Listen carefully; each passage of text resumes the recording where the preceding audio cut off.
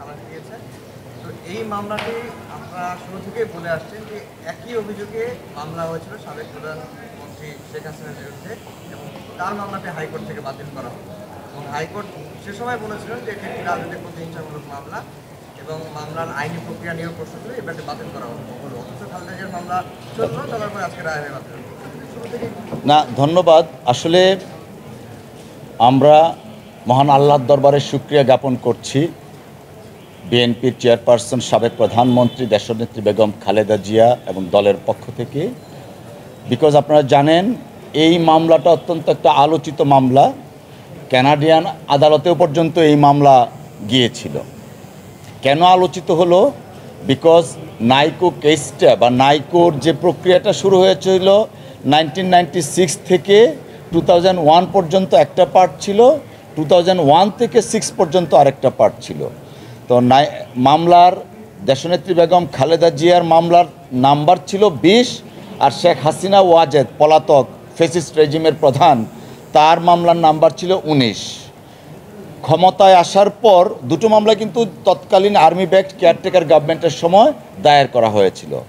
2009-এ পলাতক ফ্যাসিস্ট রেজিমের প্রধান শেখ হাসিনা ওয়াজেদ ক্ষমতায় আসার পর ক্ষমতার দম্ভে এবং রাষ্ট্রযন্ত্রকে ব্যবহার করে তার পার্ট যেটা ছিল সেই পার্টটা মহামান্য হাইকোর্ট ডিভিশন কর্তৃক স্টে করে রাখেন এবং অ্যাপিলেট ডিভিশনেও মামলাটা স্টে বহাল রাখে। এবং আপনারা জেনে খুবই আমি কি বলবো, অবাক করার বিষয়, তৎকালীন সময়ে দুর্নীতি দমন কমিশন শেখ হাসিনার বিরুদ্ধে যে স্টে ছিল সেই স্টেটার বিরুদ্ধে আপিল পর্যন্ত করে নাই। অথচ দেশনেত্রী বেগম খালেদা জিয়ার বিরুদ্ধে কোনো ধরনের কোনো যৌক্তিক বা আইনগত অভিযোগ না থাকা সত্ত্বেও সেই মামলা দিয়ে দেশনেত্রী বেগম খালেদা জিয়াকে অনেকভাবে নাজেহাল করা হয়েছিল। আমরা বারবার আদালতে এসেছি এবং এসে শেখ হাসিনার মামলার পার্টটা যে স্টে আছে সেইটাও মহামান্য আদালতে দেখিয়েছি, কিন্তু দুঃখজনকভাবে আইনের শাসন ছিল না এবং এটা একটা পলিটিক্যাল স্কিম ছিল, যে কারণে দেশনেত্রী বেগম খালেদা জিয়ার মামলাটা চলমান ছিল। On the other hand Sheikh হাসিনার মামলাটা স্টে করা ছিল, যেটা আমরা মনে করি ইট ওয়াজ এ ম্যালিশিয়াস প্রসিকিউশন। অর্থাৎ দেশনেত্রী বেগম খালেদা জিয়ার বিরুদ্ধে রাজনৈতিক অসৎ উদ্দেশ্যে এবং ওনাকে আইনগতভাবে বা আদালতের মাধ্যমে ক্ষতি করার জন্যই মামলাটা চলছিল।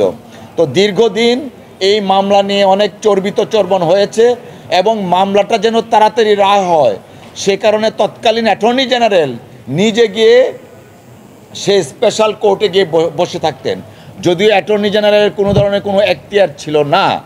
এবং এই মামলায় আমরা বিভিন্ন সময় মহামান্য আদালতে এসে দেখিয়েছি বেগম খালেদা জিয়ার বিরুদ্ধে কোনো অভিযোগ নাই।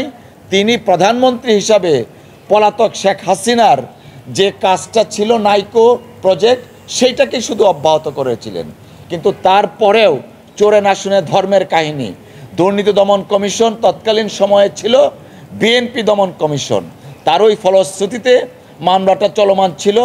দীর্ঘদিন পরে আমরা তৎকালীন সময়ে বলেছিলাম দেশে যদি আইনের শাসন থাকতো তাহলে দেশনেত্রী বেগম খালেদা জিয়া ন্যায় বিচার পেতেন। আমরা মনে করি দেশনেত্রী বেগম খালেদা জিয়া আজকে এই রায়ের মাধ্যমে খালাস পাওয়ার মাধ্যমে আমরা মনে করি তিনি ন্যায় বিচার পেয়েছেন।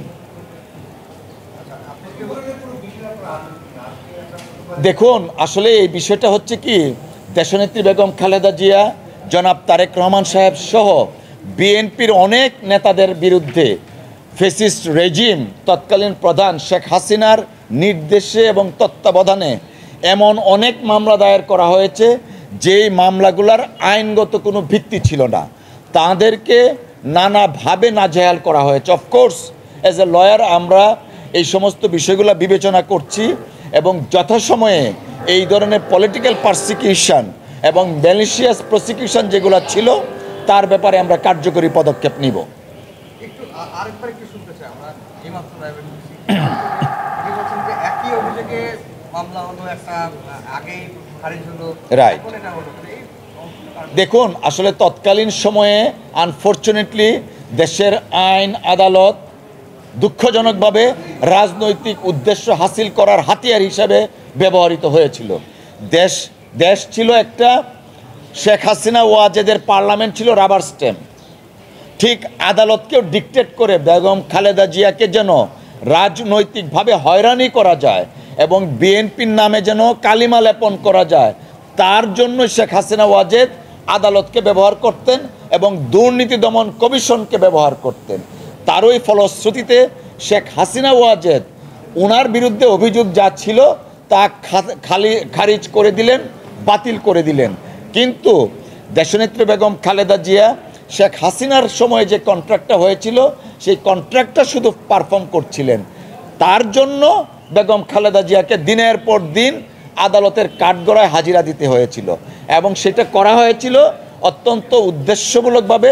শেখ হাসিনার যে রাজনৈতিক স্কিম ছিল, নীল নকশা ছিল, তা বাস্তবায়নের জন্যই বেগম খালেদা জিয়াকে আসামির কাঠগড়ায় দাঁড় করানো হয়েছিল।